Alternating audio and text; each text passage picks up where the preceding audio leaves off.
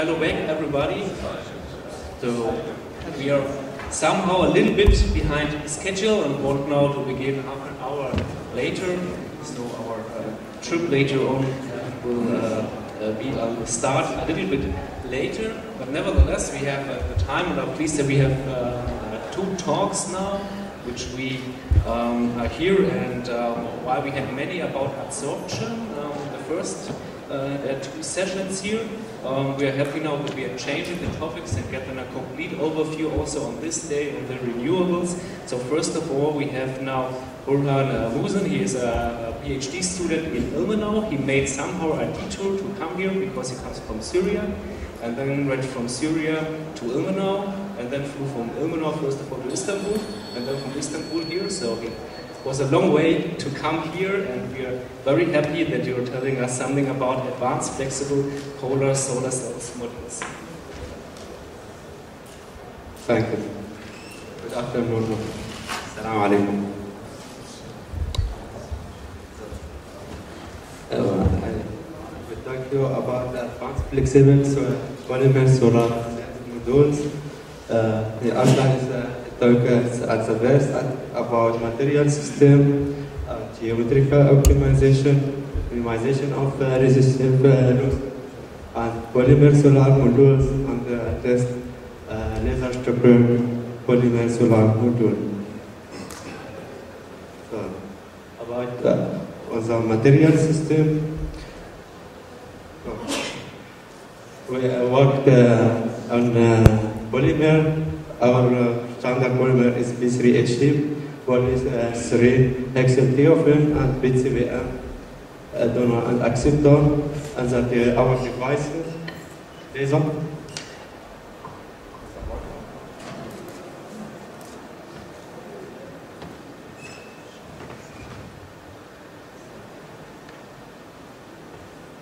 So this is our device, this is our material, the standard polymer and polymer donor acceptor, and the device, our device standard substrate, is bed foil or glass substrate. We have the lithium tin oxide here, and the PSS, and the active layer is made from polymer and polymer on the aluminum contact.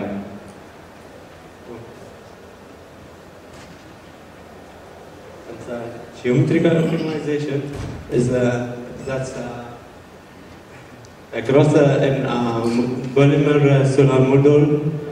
You see here the aluminum contact between E2 and aluminum through the active layer and B dot, and this distance between the active area here and the next active area, we call it distance delta L between solar cells. And this distance, when we do it manual, we have a big distance between solar cells because it's hard. When we do it with the other method, for example, with laser ablations, we have the smaller distance between solar cells. So, for minimization of the resistive loss, you see here the standard current voltage curve in one solar cell, and here is the replacement circuit of one solar cell. You see here the series resistance and parallel resistance, and the parallel resistance have to be as big as is possible, and the series resistance have to be as small as is possible. So, and when this series resistance, you see it here, when the curve have to be so. Then in this case, you have the optimization solar cells or solar module. You see, the efficiency of solar model is depend to the fill factor and the short circuit current and the open circuit voltage. And the depend on the light is in our case here is 100 milliwatt per centimeter. So we measure here only the maximum power point here. But in real, we lose this joule losses. We can't measure it, but we can calculate it. So to calculate it, we have to understand what is how is our loss. This joule loss is in series resistance loss or in parallel resistance.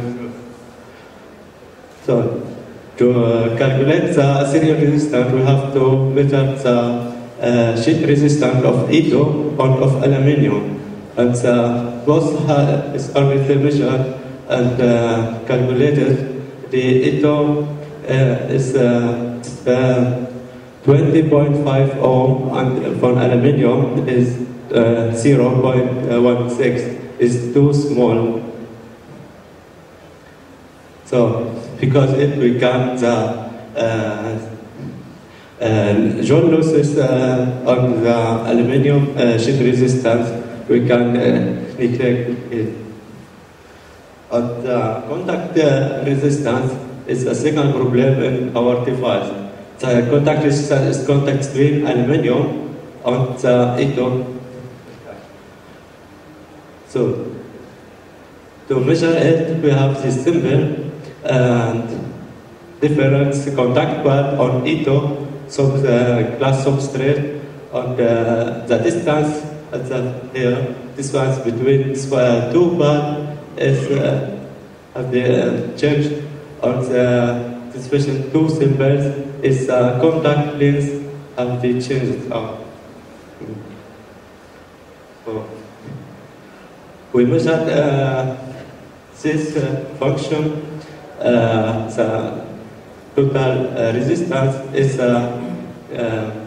2 the contact resistance and is dependent to sheet resistance and the distance between two beds. And the temperature contact resistance is already 1000 milliohm to centimeter square. This maybe you see it is too small, but this is sometimes is too big. This is the specific contact resistance. When you see it, it is dependent on the contact length. When we have too small contact length, then we have too big contact resistance and too big losses. You will see it at last on this lecture. So, on the geometrical optimization, we have this losses. The first loss is on aluminium. There, aluminium sheet.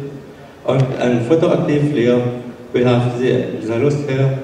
And then an A2 electron, see, and A2 aluminium contact, and see. So, and in model, we talk about the active area and the loss area and the joule losses. This is just the area losses in solar module. We have the distance between solar cells is delta L estimated to the. When we have this too big, we have too big area losses. When this too small, as in laser ablation, then this will be too small too. The joule losses is dependent to the sheet resistance of E2, and for aluminium, from aluminium is dependent because this is very small to sheet resistance of ETO. On the solar cell length and the distance between solar cells and the specific contact with the resistance between aluminum ETO. And you see here, this is the area losses. This is the area losses, and this is the joule losses here. With joule losses, when the solar cells is too long, we have too much losses.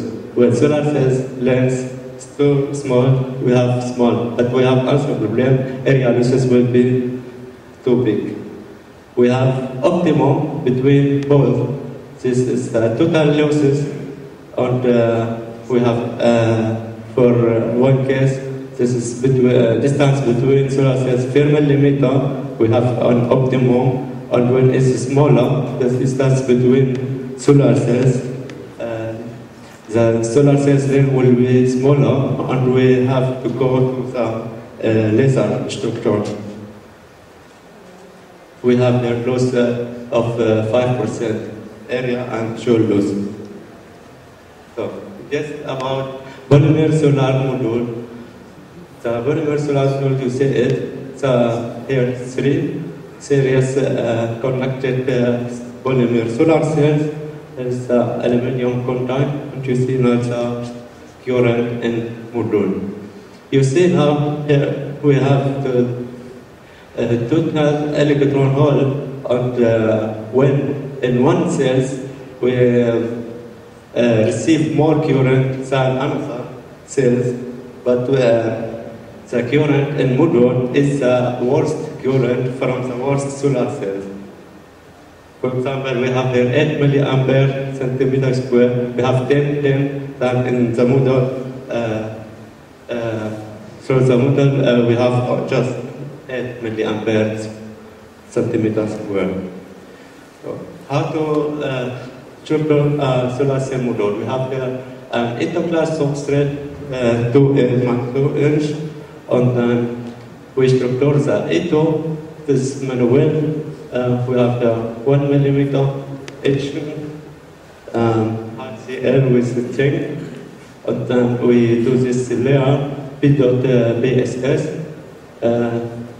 This working to make the better contact between ETO and active layer. And we have to structure this in the place where we have overlap between aluminum ETO. Then comes the active layer with 3HT BCBM, and the both end is spin coating. This is solvent and chlorbenzol, and we have to structure it before we have the last layer, and the last layer is aluminum with vacuum deposition, and we do that. This contact is long. So, and at last we select the module with glue and glass to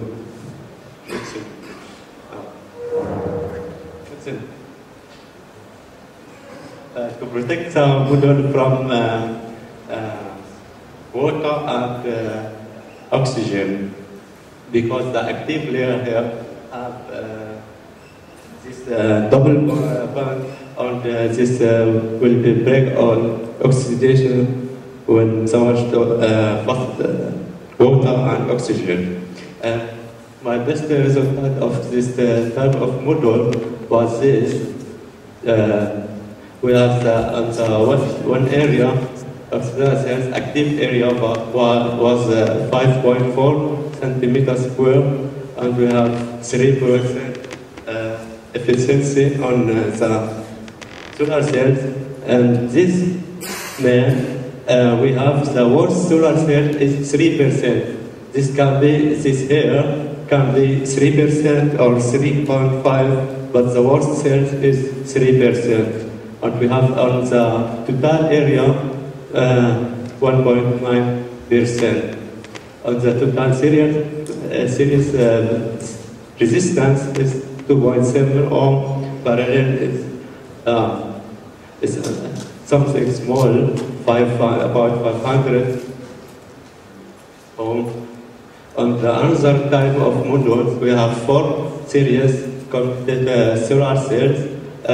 Total one area is 4.05 centimeters square, and the best, the worst cells was efficiency 3.2%, and the module efficiency was 2%. So, and our laser structure, we need, in this case, homogeneity layer and a active layer. So, and in this case, we need another coating, this plate coating and slot die coating.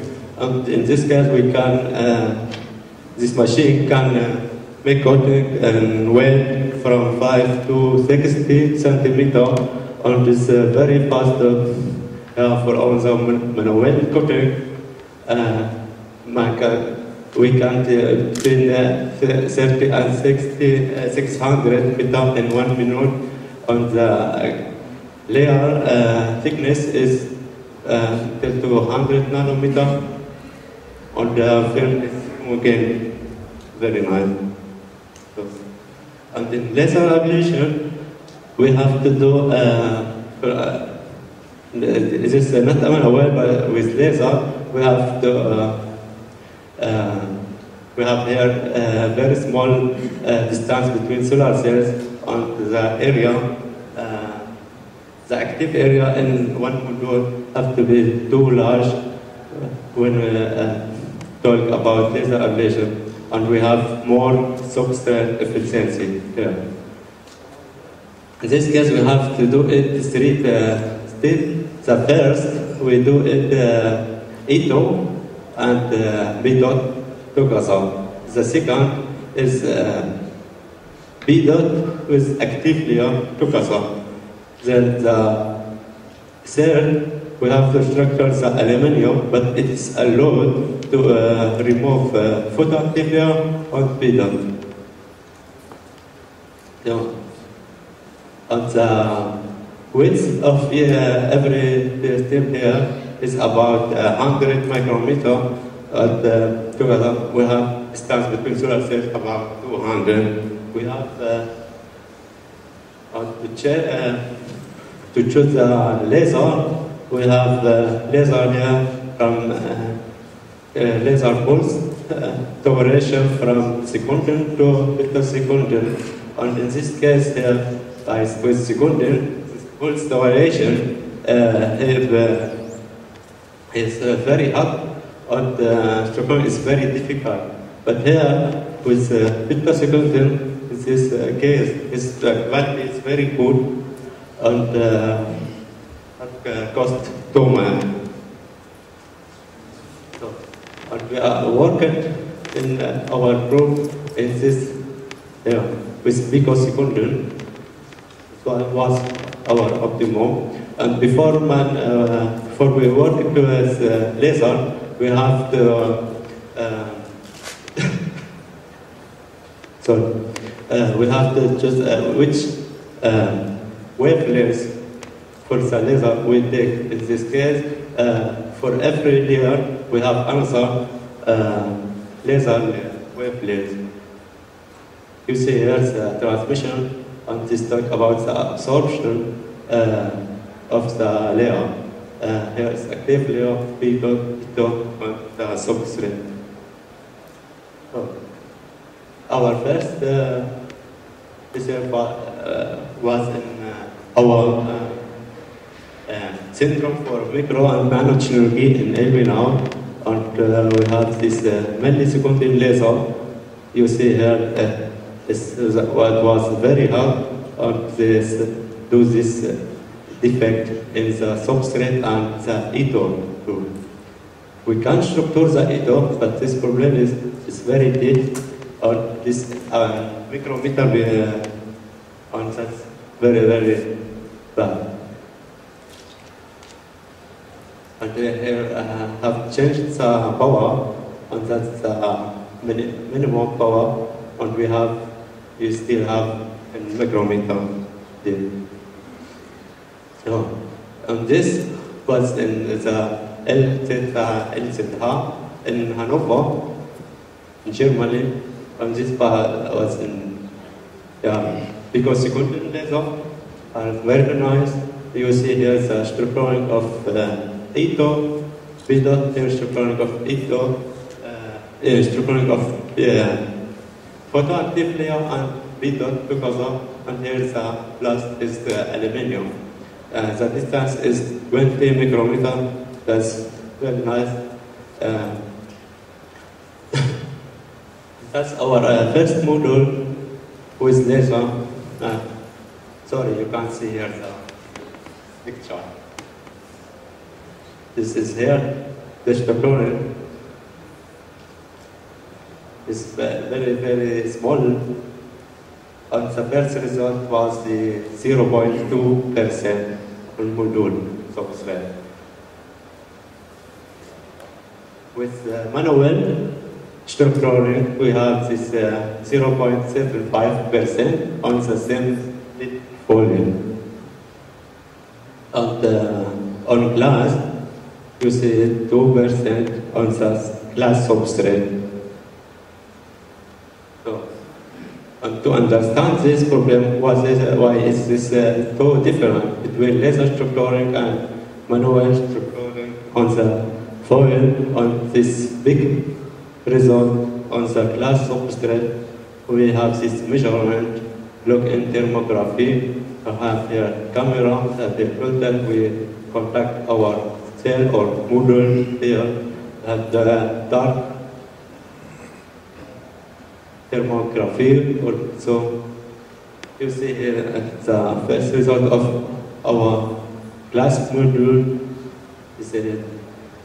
You can see here the defect. You see here how much is we contact the model here and the cell.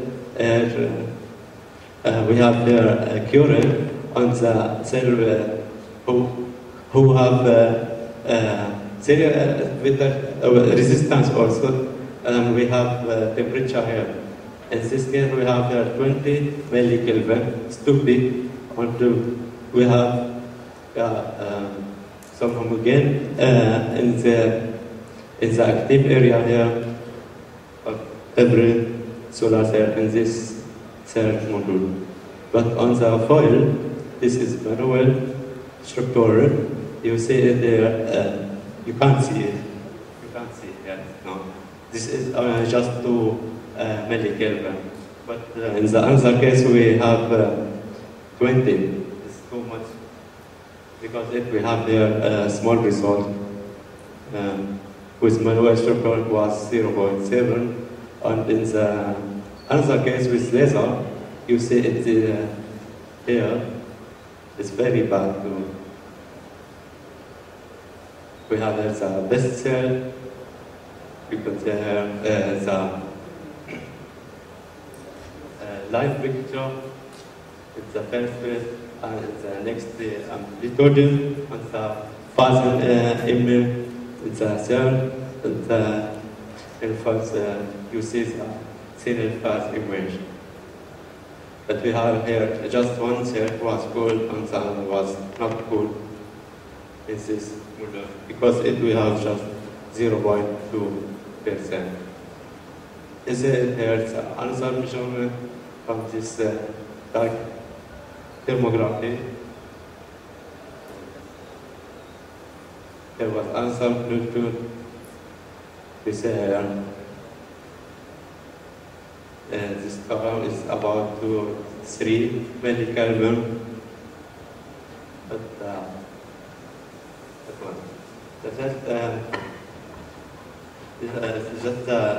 that was on the first test on solar module with laser structure, and plan was we had improved the laser ablation structuring problem without any possibility for printing or disconnecting, and overcoming insertion of the big crystal little on separate or inline coating for homogeneous polymer layers, and the understanding of all those mechanisms and listening them, and inline control of the all processing step and changing the material system. And this, thank you for your attention, and my supervisor, Professor Gerhard Koch from TU eilmīnaau, and the assistant Dr. Harald Hoppe, and all members of our group Experimental Physics 1, and Dr. Karl-Heinz Truhe in ZMM for his first help in laser structure, and the member in ZMM, and Dr. Arch Neuterbeek from LZH Hannover for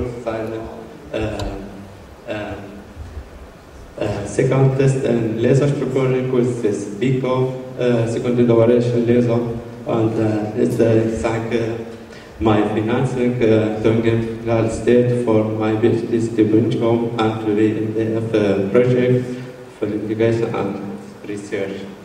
And thank you all for your attention. And I am sorry, that's my first presentation in English.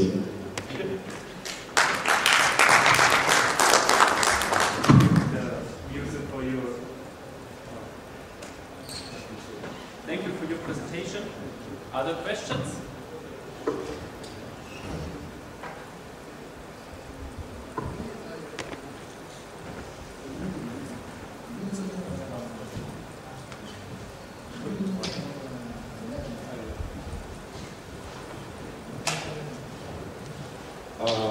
My question is, how do you work here with industry partners?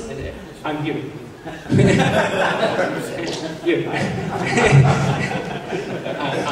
As we heard, there is the Mitteldeutschland Valley for PV. Are you working there with industry partners for this roll-on process?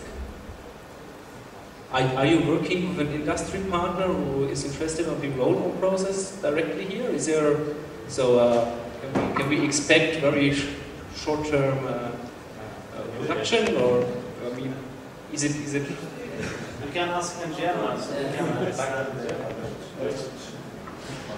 Gibt es einen Industriepartner dahinter, der dahinter steht, der das unterstützt? Ja, aber der das unterstützt direkt nicht. Das arbeitet daran. Das gehört andere mit dem EDF-Projekt. Und dann das arbeitet mit zwei Fraktionen und da besteht auch. Das ist ein bisschen mehr zusammen jetzt bei dieser Demo. Ich hoffe, das bald ein Ergebnis kommt. Thus, if there is industry present in the room, it's still open for stepping in. Okay, then let's thank the speaker again for his talk. And it's a great pleasure that we have a talk of Professor Rutschmann, who will close today's scientific discussions and presentation.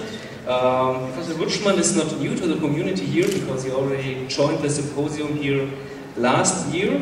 He is an international guy. He is born in Switzerland. He did his curriculum at the famous ETH Zurich. Did his PhD and was their researcher later on. In 2002 he became full professor at the Institute for Hydraulic Engineering at the University of Innsbruck, so he changed the country. In 2004 he became head of this institute, and in 2007 he changed to Germany to the Technical University of Munich and is director and chair of the chair and lab of hydraulic and water resources engineering. He has a couple of papers and projects he worked in within his research history up to now, and he will give us an insight into new concepts for hydropower. This is rounding up now with an important topic which we haven't tackled too much up to now in this symposium. Thus, Professor Rutschmann, we are very happy to have you talk here. Thanks, Mr. Chairman, ladies and gentlemen. I would like to say that I very much enjoy my 4th stay to Jordan, and I greatly appreciate your hospitality. I think we are at the end of the day, we are all tired and we all want to have a swim, and therefore I try to rush through my presentation.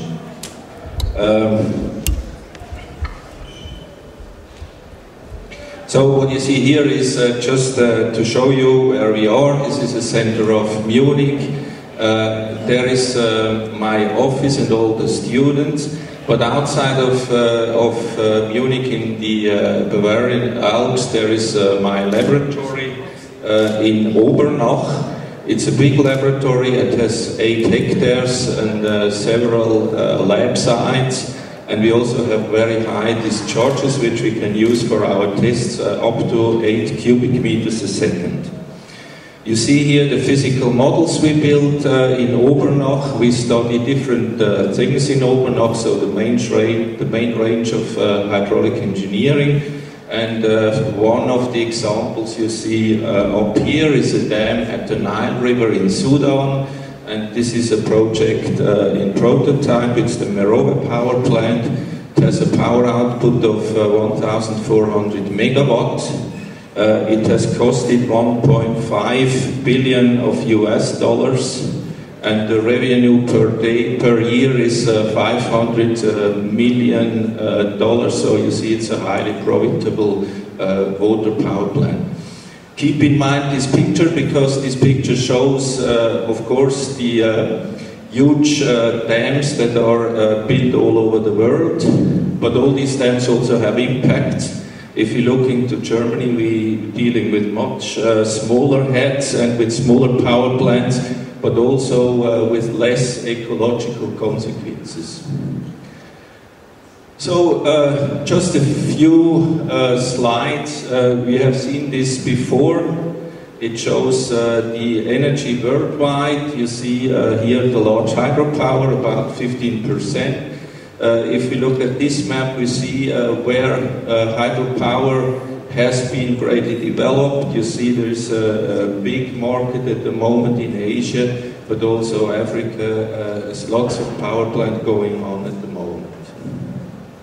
If you look at Germany, you see from the renewables, biomass, we have heard several contributions, is much larger than hydropower.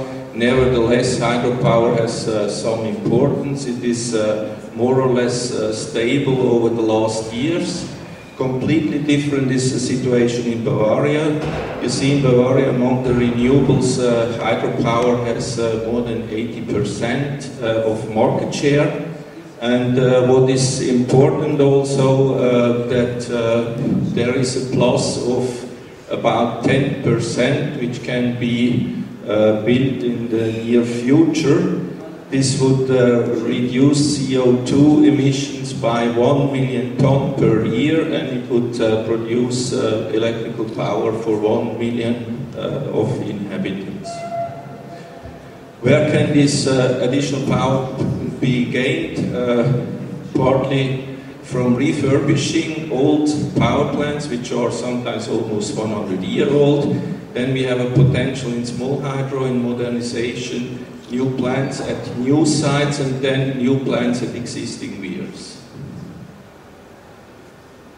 So if we look at the CO2 emissions, you see that hydropower is very good, has very low efficiency, and this is due to the fact that hydropower plants, they run over 50 years, some even over 100 years. If you look at the cost, this is just a comparison between different measures to reduce CO2 emissions of the city of Garmisch-Partenkirchen. What you see is water power factor of 1, and we would have to invest 5 times this amount into photovoltaic to gain the same reduction in CO2. If we do installations, we had to spend about 3 times the costs as we do for hydropower. Now, what are the challenges for hydropower in Germany? Bavaria has a potential in refurbishing existing plants, and this is also valid for other parts of Germany. But what we have to state is that good sites are already in use for hydropower, and there is only a potential for pumped storage plants and for new small hydropower plants. So the good sites, they are already used for hydropower in Germany. Now, in Germany, the situation is such that we have various existing weirs. They were built for old mills, grain mills, but also for stabilizing the riverbeds. And this is especially valid in alpine areas. And we have in Europe the Water Framework Directive, which states that those weirs must be, for fish migration, must be rebuilt. And so this means that we have to invest a lot of money to make these weirs passable for fish.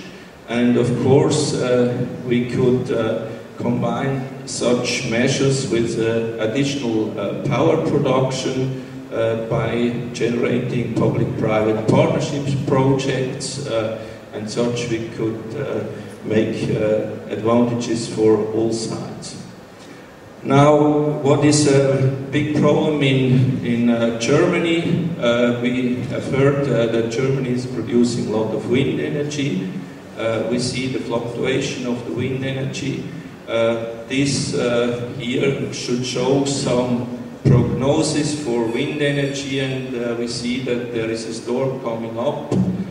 Wind energy has to shut down, and then we have a big difference in production in our grid, and probably you all know that in our grid we shouldn't have more than 5 per mil fluctuation in order that the grid is stable.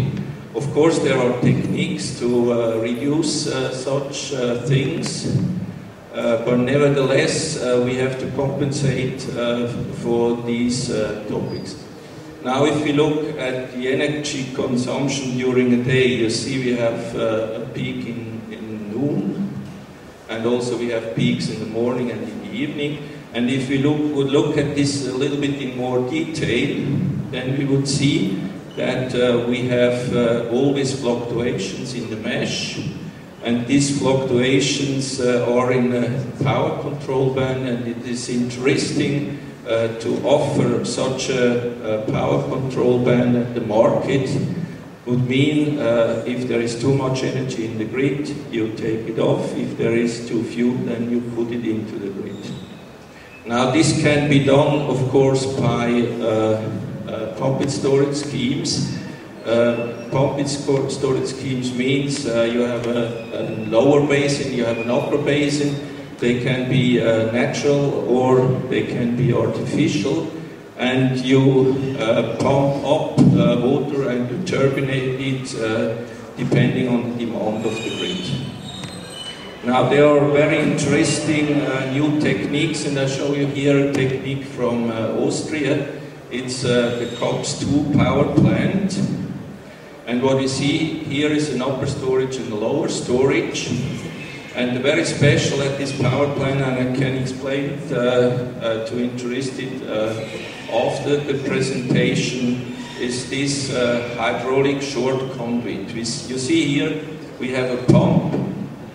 The design starts with a pump. You see this pump is for 150 megawatt, and then on the same axis there sits a turbine, and we have a generator or a motor respectively. Now, we can use this scheme for turbinating, or we can use it for pumping.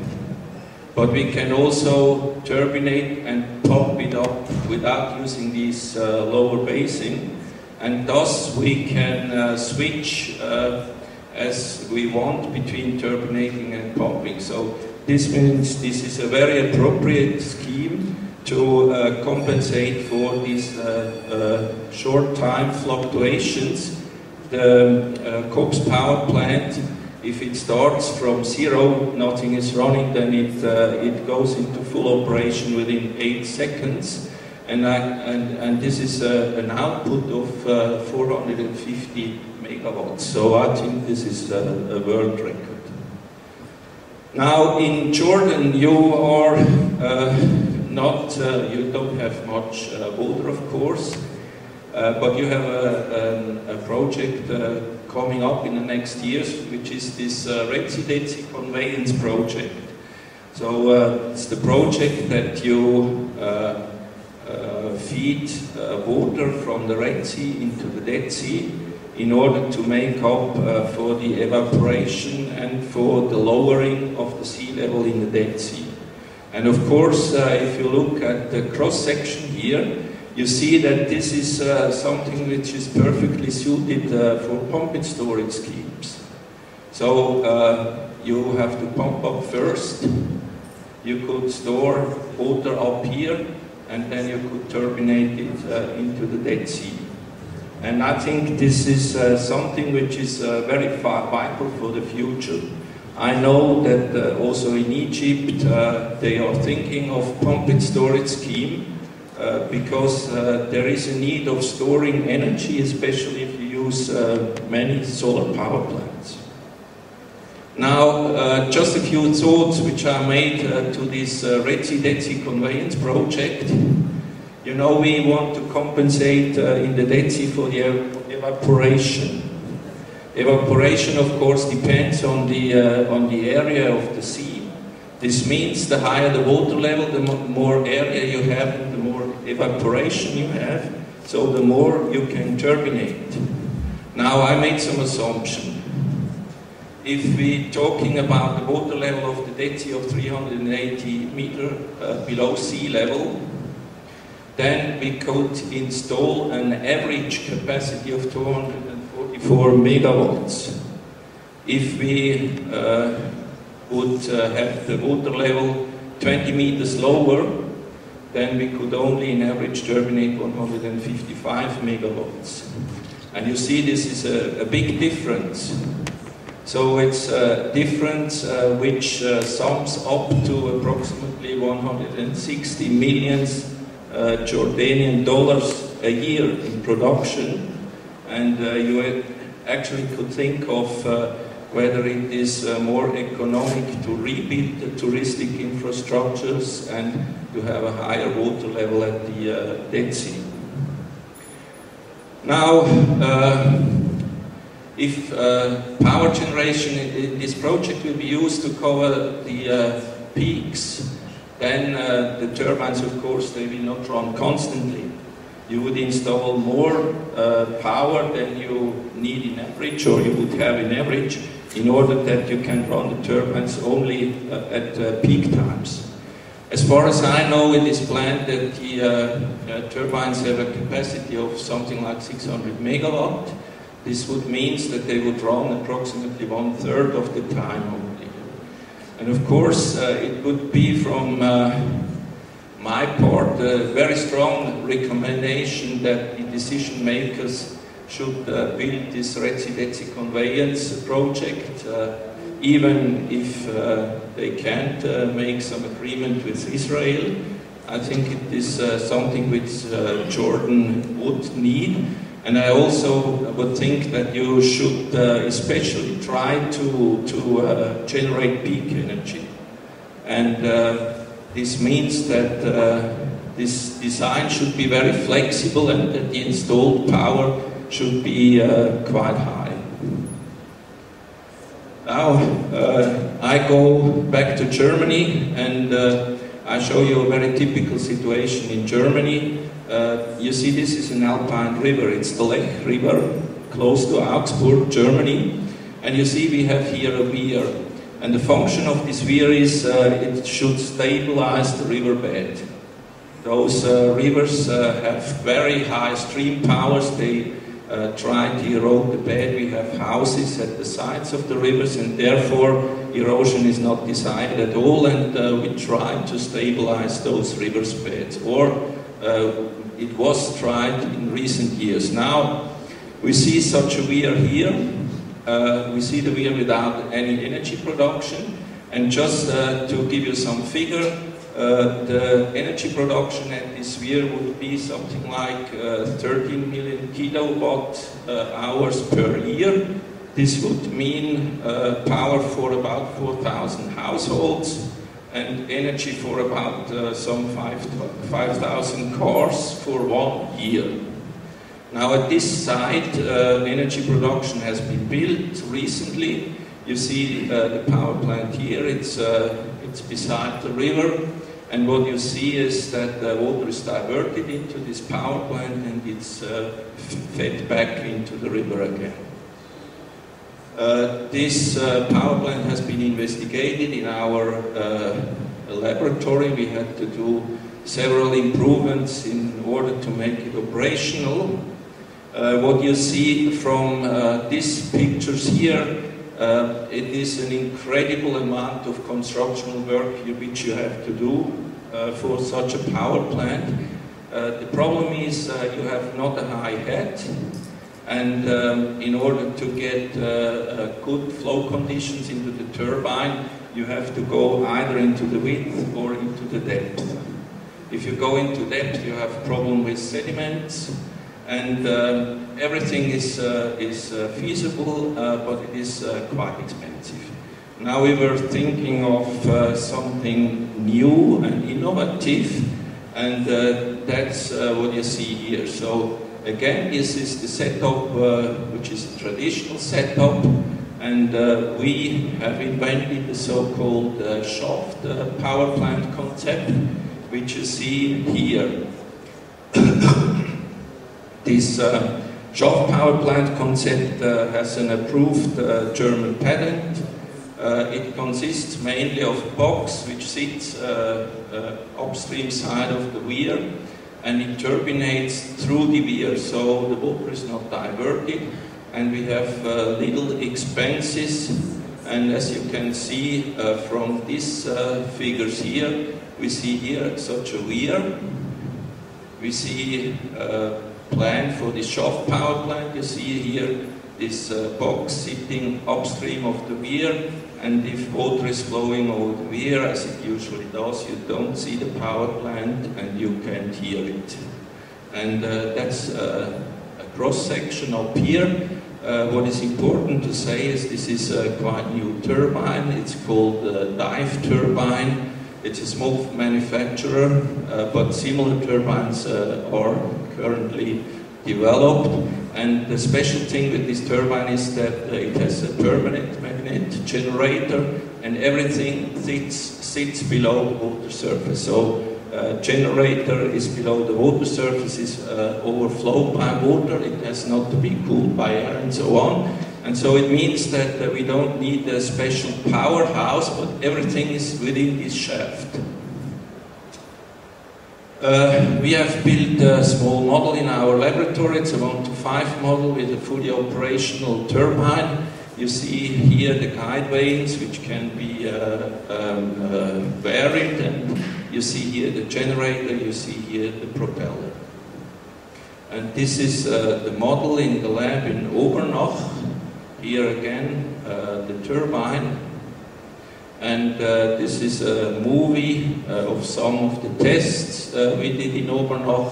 We have a gate here. If there is trash on the trash rack, we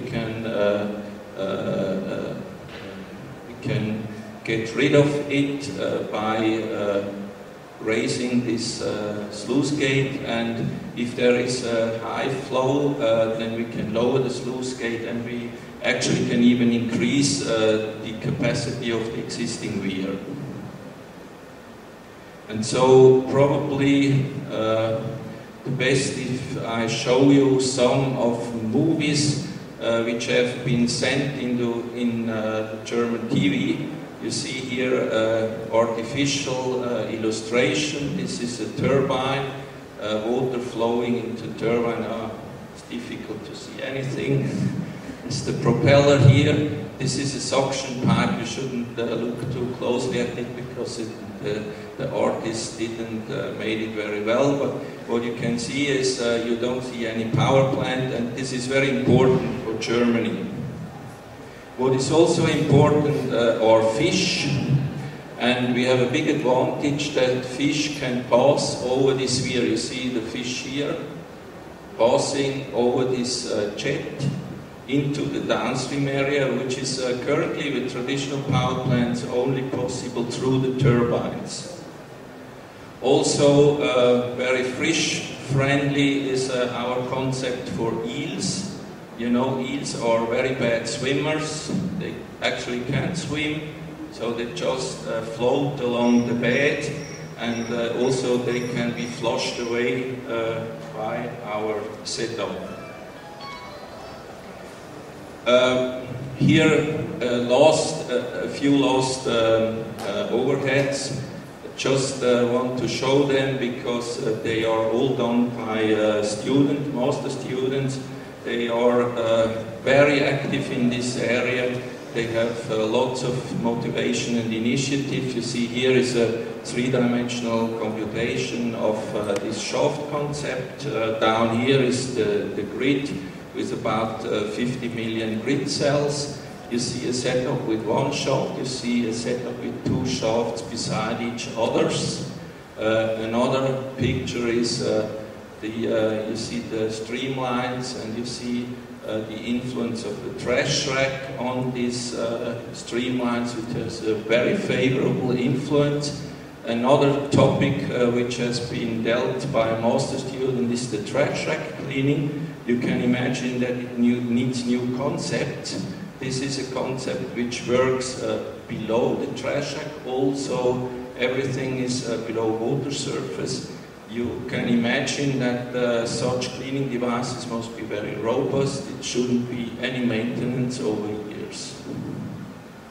And this is a student who does project work on fish migration. You'll see the shaft plant here, and she's designing a so-called ecological corridor in order that fish can freely migrate from upstream to downstream and vice versa. So my conclusions, I think hydropower is a cheap and sustainable and CO2 neutral energy. There are innovative concepts in small hydro and in pumped storage plants, and I, for my feeling, think that the ecologic aspects are strong arguments for and not against hydropower.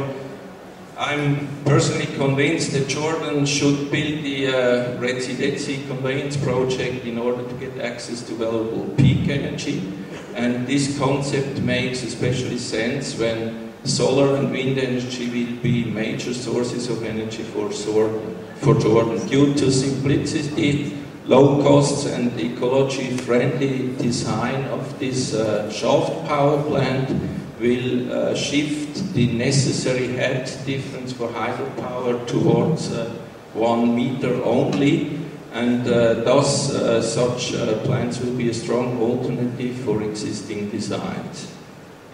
I conclude with a thank to my collaborators,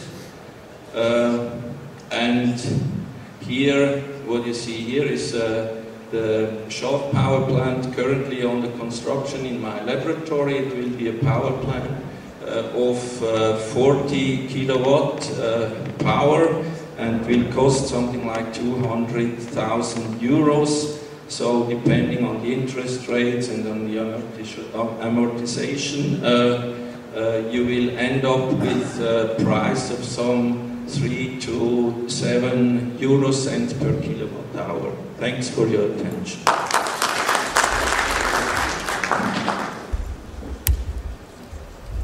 Thank you, Professor Rutschner, for the marvelous talk. We learned that your lab scale is somehow very much different to this of other people. So there were very big rigs in your lab, and also it was very impressive to see the process intensification of the power.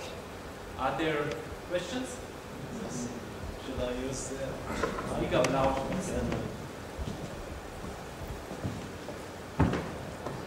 Yeah, first of all, thank you very much, Professor Rochman. In fact, I had an honor to visit your labs in the south of Munich last year, and I was impressed with the facilities and equipment that in your lab. In fact, my questions about this is the Red Sea Canal. What we know that if the height is increased, the power should increase. But what I hear now from you is other things, that if we have now the level of the Dead Sea is 380 meters below the sea level, then if this level increased to 400, should maybe hydropower which is produced should be increased. But you show us that with 380 meters it would be about 254, and with 420 maybe 156. So I don't know if I get this point correctly. Yeah, okay. Probably I was too fast. What I wanted to say is, in principle, with this Red Sea Dead Sea Conveyance project, you must get to a balanced state. And balanced state means that the inflow from the Red Sea compensates for the evaporation in the Dead Sea. Now, the evaporation, of course, is dependent on the surface area of the Dead Sea. And if you closely look at the characteristics of the basin, you will see that there is a big surface variation if you increase the water level from, let's say, minus 400 meters to minus 380 meters. So there's a great increase in surface area. And this means you must feed in from the Red Sea more water in order to achieve this balance. So it means you have less head difference, but you have to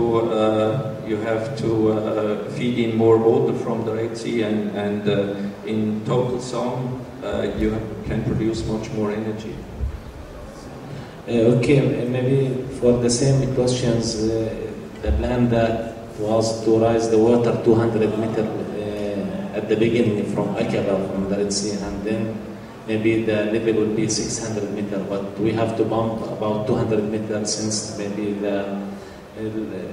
we have some mountains very close to Aqaba, and this is maybe will be about 600 meter difference. So is this an effect from this situation? You mean how the pumping does the water will be pumped first 2 meters above the sea level, yes, and then it will go to the Dead Sea. So it will be, in addition to this, to minus 400. So maybe what's 200 more above the sea level? I don't understand the question. So I mean this has to be economically calculated. Of course, you need pumping energy for this top 200 meter anyway. Yes, and of course, I mean you have to decide what you build according to the economics, and which is quite hard, I guess, because you have to do some predictions on the value of this peak energy for Jordan. In Europe, I told some of the colleagues that we have differences between energy prices which are as high as factors of 1,000. In fact, some of our energy producers even have to pay if they produce energy in times where there is too much energy on the market. They have to pay that others use the energy for pumping, for example. And so, let's say, at least a factor of 10 is a quite usual factor in energy prices in Germany for this highly valuable peak energy. And in fact, what I showed you, this control band is sold on the stockage market. So there is a provider who offers such a control band that it means that he guarantees that he can feed in a certain amount of energy at any time next day, or he can take out as many energy from the grid anytime it is necessary. Okay, thank you.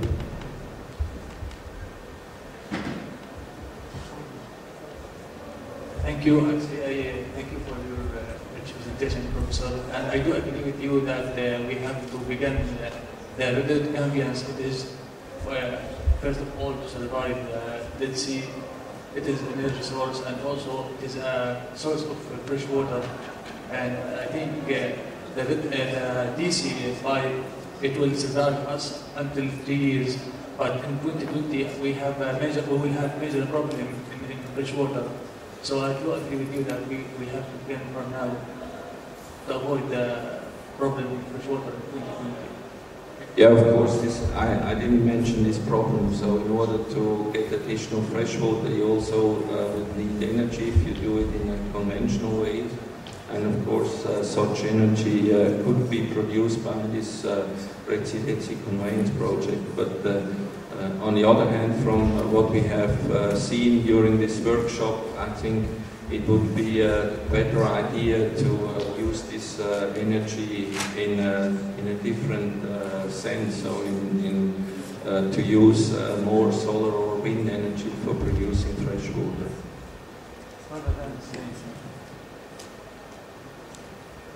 What I didn't mention, in fact, I cannot follow why Jordan wants to build nuclear power plants. I forgot to say this at the beginning of my presentation. I think from ecological and economic point of view, this is the wrong way.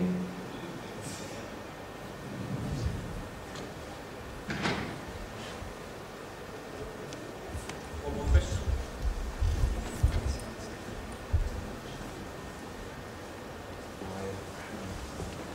Can you hear me? Yeah, okay. I have a comment on that actually, on the last thing you said about the nuclear power plant. I'm from Germany as well, and I think it's a pretty good idea to build one, since it's a diversification of risk. To have an energy mix is, from a supplier's point of view, the one thing to do, since you always are avoiding shortages.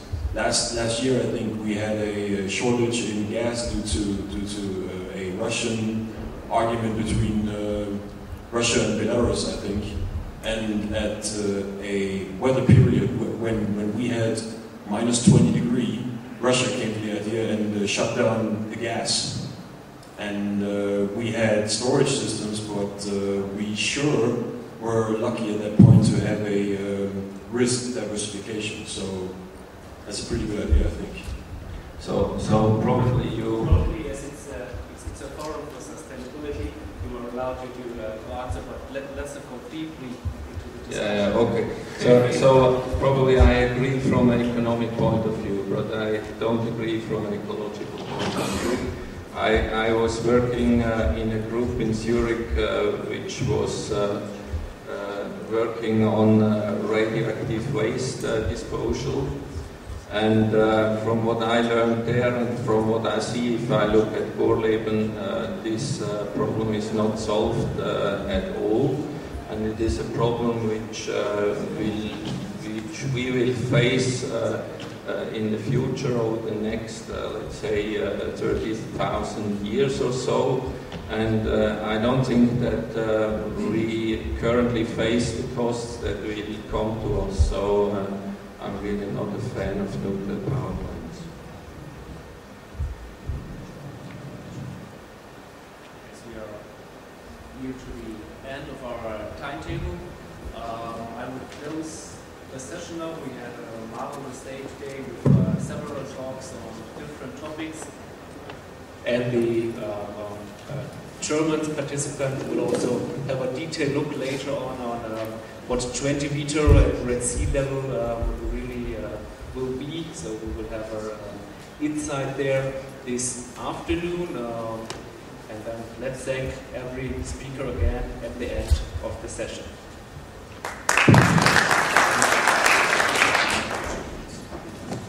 Yeah, thank you very much for